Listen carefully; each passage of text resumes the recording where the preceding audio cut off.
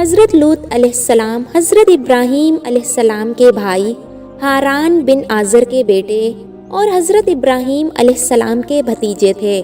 فرمان الہی ہے ترجمہ سورہ عنکبوت آیت نمبر 26۔ پس لوط ابراہیم پر ایمان لے آئے۔ حضرت ابراہیم علیہ السلام نے جب قوم کو توحید کی دعوت پیش کی تو خاندان کے افراد سمیت پوری قوم آپ علیہ السلام کی مخالف ہو گئی اور آپ علیہ السلام کے خلاف سازشیں کرنے لگی۔ حضرت ابراہیم علیہ السلام کی دعوت توحید پر آپ علیہ السلام کی زوجہ محترمہ حضرت سارہ علیہ السلام اور آپ علیہ السلام کے بھتیجے حضرت لوط علیہ السلام ایمان لائے۔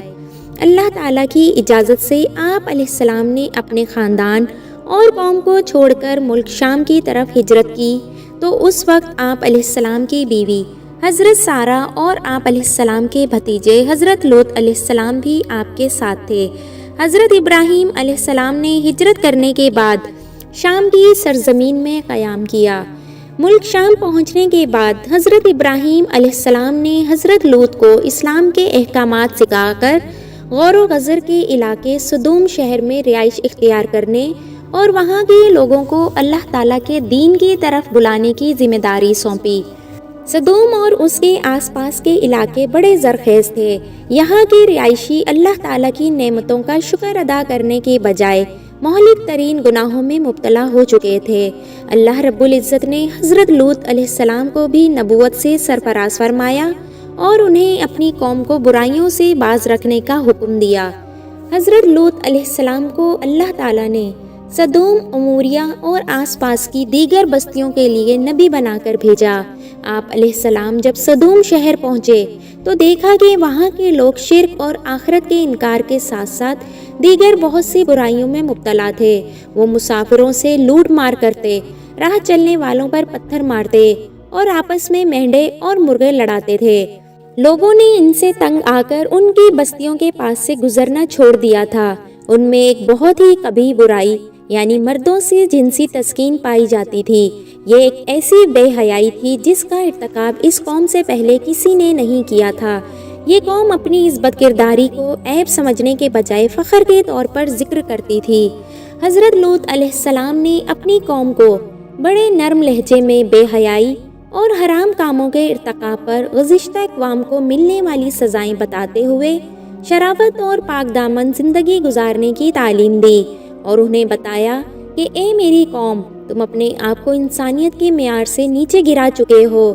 حیوانی شہوت نے تمہاری عقلوں پر پردہ ڈال دیا ہے کہ تم ان عورتوں کو چھوڑ کر جنہیں اللہ تعالیٰ نے تمہاری سکون کے لیے پیدا کیا ہے، مردوں سے بدفعلی کا ارتکاب کرتے ہو۔ تم حدود کو تجاوز کر چکے ہو۔ اب بھی تمہارے پاس وقت ہے کہ تم جرائم اور برائیوں کو چھوڑ کر اللہ سبحانہ و تعالیٰ کے فرمانبردار بندے بن کر زندگی گزارو، اسی میں تم سب کی بھلائی ہے۔ فرمان الہی ہے سورہ شعراء آیات 161 سے 166 تک۔ جب انہیں ان کے بھائی لوط نے کہا، کیا تم اللہ کے عذاب کا خوف نہیں رکھتے ہو؟ یقیناً میں تمہارے لیے امانت دار رسول ہوں، لہٰذا تم اللہ سے ڈرو اور میری اطاعت کرو، اور میں تبلیغ پر تم سے کوئی اجرت نہیں مانگتا، میرا اجر تو صرف رب العالمین کے ذمہ ہے۔ کیا تم جنسی تسکین کے لیے دنیا والوں میں سے مردوں کے پاس جاتے ہو اور تم اپنی وہ بیویاں چھوڑ دیتے ہو جو تمہارے رب نے تمہارے لیے پیدا کی ہیں؟ بلکہ تم لوگ تو حد ہی سے گزر چکے ہو۔ سورہ اعراف آیت 80 سے 81 تک۔ اور ہم نے لوط کو پیغمبر بنا کر بھیجا تو انہوں نے اپنی قوم سے کہا کہ تم ایسی بے حیائی کا کام کرتے ہو جو تم سے پہلے دنیا میں کسی نے بھی نہیں کیا۔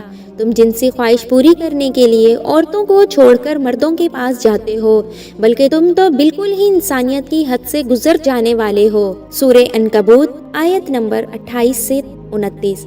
اور لوط نے جب اپنی قوم سے فرمایا، تم بے حیائی کا ارتکاب کر رہے ہو جو تم سے پہلے دنیا بھر میں کسی نے نہیں کی، کیا تم جنسی تسکین کے لیے مردوں کے پاس جاتے ہو، مسافروں کو لوٹتے اور اپنی مجالس میں بے حیائی کے کام کرتے ہو؟ مزید تفصیل کے لیے پڑھیے ترجمہ تفسیر سورہ نمل آیات 54 سے لے کے 55 تک۔ احادیث رسول اکرم صلی اللہ علیہ وآلہ وسلم ہے، قیامت کے دن اللہ تعالیٰ اس آدمی کی طرف ہرگز نظر رحمت سے نہیں دیکھیں گے جو کسی مرد یا عورت سے بدفعلی کا ارتکاب کرے۔ تم جس شخص کو بھی قوم لوط والا عمل یعنی بدفعلی کرتے ہوئے دیکھو تو فاعل اور مفعول دونوں کو قتل کر دو۔ فاعل اور مفعول دونوں کو قتل کرنے کا حکم اس وقت ہے جب بدفعلی میں دونوں کی رضامندی ہو۔ اگر مفعول پر زبردستی کی گئی ہو تو اسے قتل نہیں کیا جائے گا۔ حضرت لوط علیہ السلام نے اپنی قوم کو خوب وعظ و نصیحت کی اور انہیں اللہ تعالیٰ کی نافرمانی کرنے پر عذاب الہی کا خوف دلایا، لیکن انہوں نے وعظ و نصیحت کو قبول کرنے کے بجائے حضرت لوط علیہ السلام کو جھٹلا دیا اور کہا کہ آپ پاک دامن رہنا چاہتے ہیں تو ہمارے علاقے سے نکل جائیں، جس عذاب سے آپ ہمیں ڈرا رہے ہیں وہ بھی لے آئیں، ہم پھر بھی اپنی اس حرکت سے باز نہیں آئیں گے۔ فرمان الہی ہے سورہ شعراء آیت نمبر 60۔ قوم لوط نے بھی رسولوں کو جھٹلایا۔ سورہ شعراء آیت نمبر 167۔ قوم لوط نے کہا، اے لوط علیہ السلام، اگر تم اس تبلیغ سے باز نہ آئے تو تمہیں جلا وطن کر دیا جائے گا۔ سورہ اعراف آیت نمبر 82۔ لوط علیہ السلام کی قوم کا جواب بس یہی تھا کہ وہ آپس میں کہنے لگے، ان لوگوں یعنی لوط علیہ السلام اور ان پر ایمان لانے والوں کو اپنی بستی سے نکال دو، یہ لوگ بڑے پاک صاف بنتے ہیں۔ سورہ عنکبوت آیت نمبر 29۔ بس ان کی قوم کا جواب یہی تھا کہ انہوں نے کہا، اگر تم سچے ہو تو ہم پر اللہ کا عذاب لے آؤ۔ مزید تفصیل کے لیے پڑھیے ترجمہ تفسیر سورہ قمر آیت نمبر 33۔ حضرت لوط علیہ السلام نے اپنی قوم کو بڑے نرم لہجے میں وعظ و نصیحت کی، لیکن چند لوگوں کے علاوہ کسی پر بھی اس کا اثر نہ ہوا، اور قوم نے آپ علیہ السلام کو مختلف تکالیف پہنچانے کے ساتھ ساتھ عذاب کا مطالبہ بھی کر دیا۔ آپ علیہ السلام نے اللہ کے حضور دعا مانگی، رب انصرنی علی القوم المفسدین۔ ترجمہ، اے میرے رب، ان فسادی لوگوں کے مقابلے میں میری مدد فرما۔ سورہ شعراء آیت نمبر 169۔ ترجمہ، اے میرے پروردگار، جو یہ کام کر رہے ہیں اس معاشرے سے مجھے اور میرے اہل و عیال کو نجات دے۔ شریر لوگوں کے شر سے بچنے کے لیے آپ ہی مندرجہ بالا دعائیں بار بار پڑھیے۔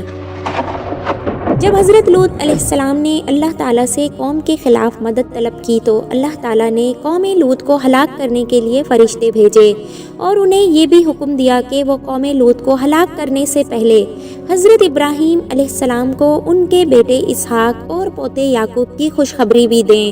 چنانچہ اللہ تعالیٰ کے فرشتے پہلے حضرت ابراہیم علیہ السلام کے پاس آئے اور انہیں بیٹے اور پوتے کی خوشخبری سنائی۔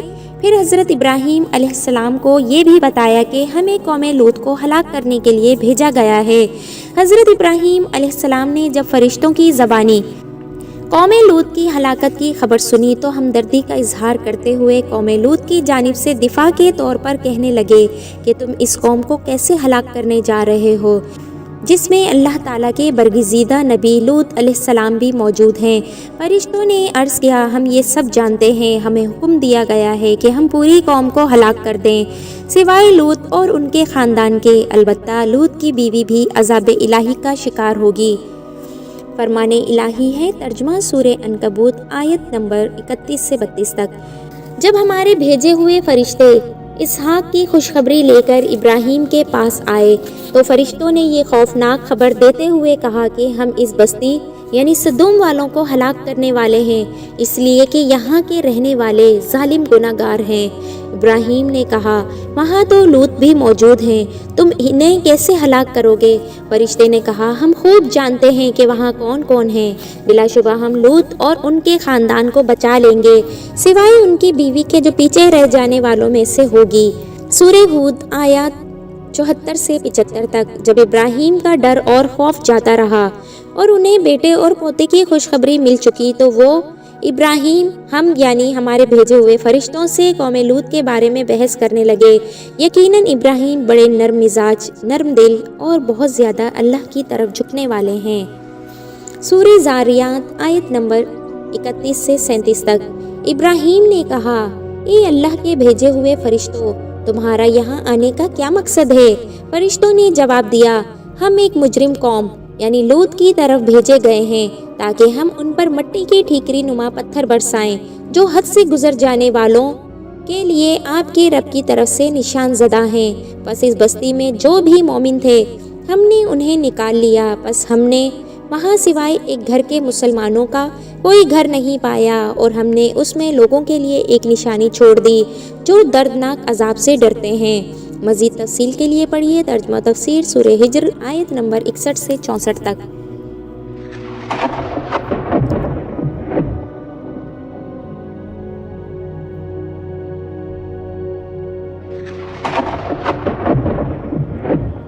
حضرت ابراہیم علیہ السلام کو بیٹے اور پوتے کی خوشخبری دینے کے بعد وہ فرشتے حضرت لوط علیہ السلام کے پاس نہایت حسین و جمیل نوجوان لڑکوں کی صورت میں مہمان بن کر صدوم پہنچے۔ حضرت لوط علیہ السلام ان خوبصورت مہمانوں کو دیکھ کر گھبرا گئے اور اس بات سے ڈرے کہ ان کی بدبخت قوم ان مہمانوں کے ساتھ کہیں برا سلوک نہ کرے۔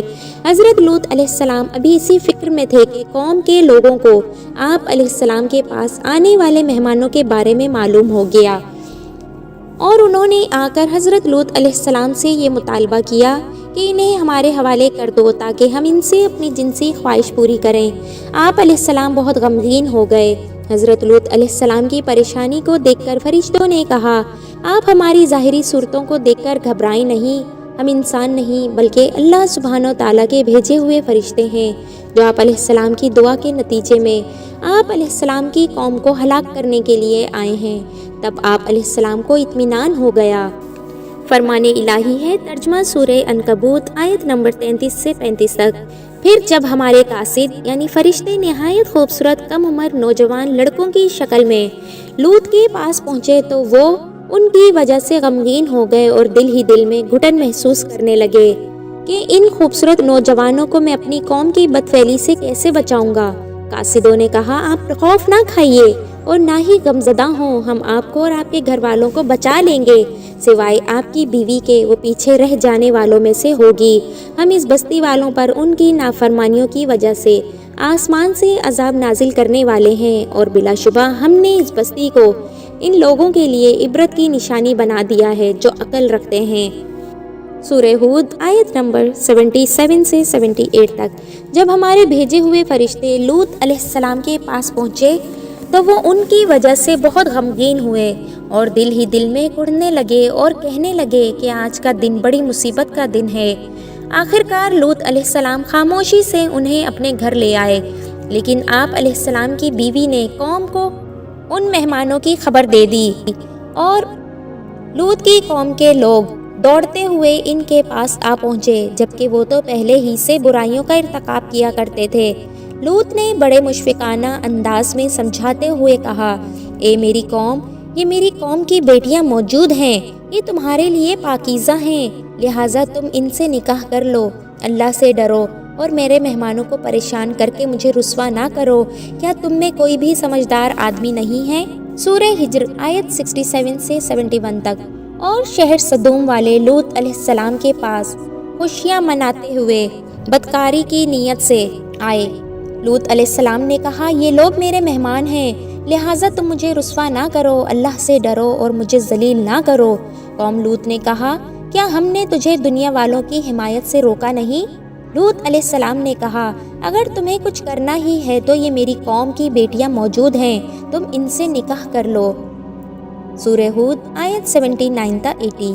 قوم لوط نے جواب دیا، اے لوط علیہ السلام، تم بخوبی جانتے ہو کہ ہمیں تو تمہاری قوم کی بیٹیوں کی کوئی خواہش نہیں ہے، اور تم تو ہماری چاہت سے بخوبی واقف ہو۔ لوط علیہ السلام نے کہا، کاش کہ مجھ میں تم سے مقابلہ کرنے کی قوت ہوتی کہ میں تمہیں سیدھا کر دیتا یا میں کسی مضبوط سہارے کی پناہ لے لیتا۔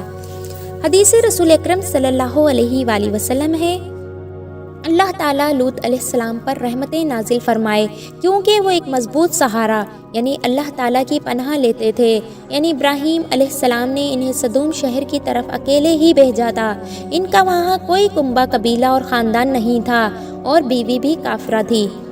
عذاب الہی کی آمد سے پہلے ہی حضرت لوط علیہ السلام اپنے خاندان اور مومنین کو لے کر رات ہی رات میں صدوم سے ہجرت کر گئے۔ آپ علیہ السلام کی بیوی نے آپ علیہ السلام کے ساتھ چلنے سے انکار کر دیا۔ آخر کار جب رات کا آخری حصہ آیا، اللہ تعالیٰ نے آپ علیہ السلام سے کیے ہوئے وعدے کے مطابق ایک زوردار چیخ بھیجی جس نے قوم لوط کے دل ہلا کر رکھ دیے۔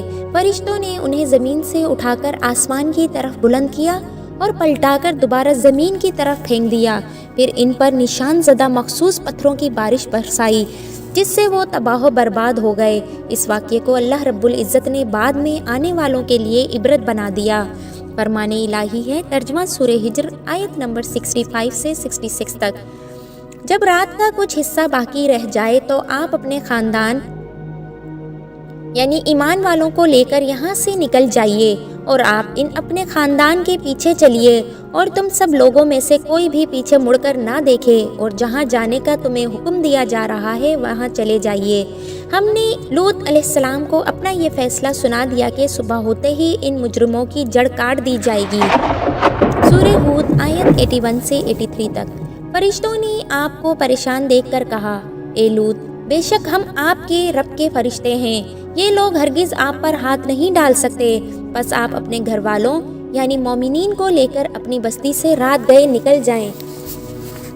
آپ میں سے کوئی بھی پیچھے مڑ کر نہ دیکھے سوائے آپ کی بیوی کے، اس لیے کہ اسے بھی وہی عذاب پہنچنے والا ہے جو ان سب کو پہنچے گا۔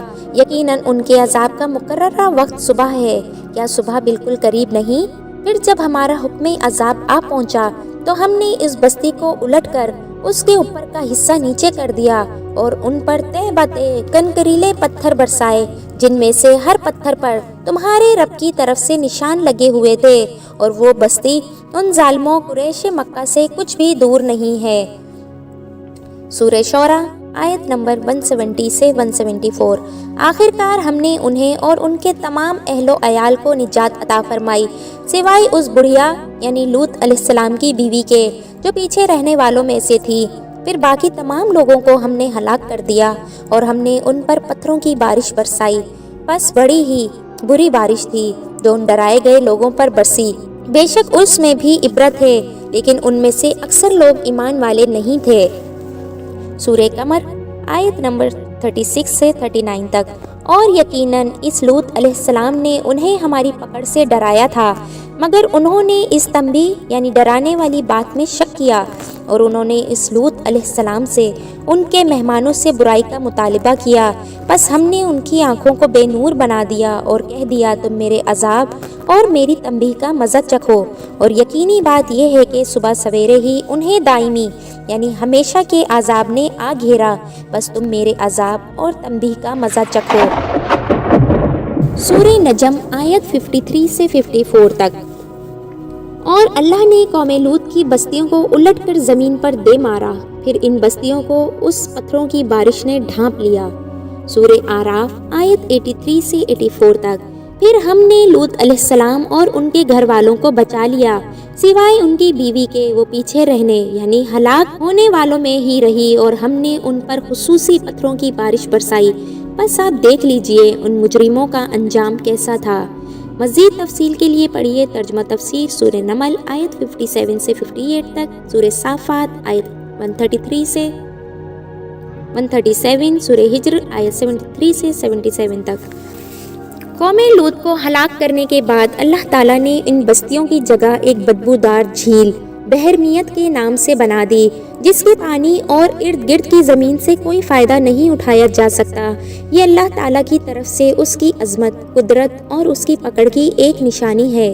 سمجھدار لوگ قوم لوط کے انجام سے سبق حاصل کرتے ہوئے ان برائیوں یعنی ہم جنس پرستی وغیرہ سے بچتے ہیں جو ان کے اندر موجود ہیں، جبکہ بے سمجھ لوگ ان جرائم کا ارتکاب کر کے اپنے آپ کو عذاب الہی کا مستحق بنا لیتے ہیں، جن کی وجہ سے قوم لوط ہلاک ہوئی۔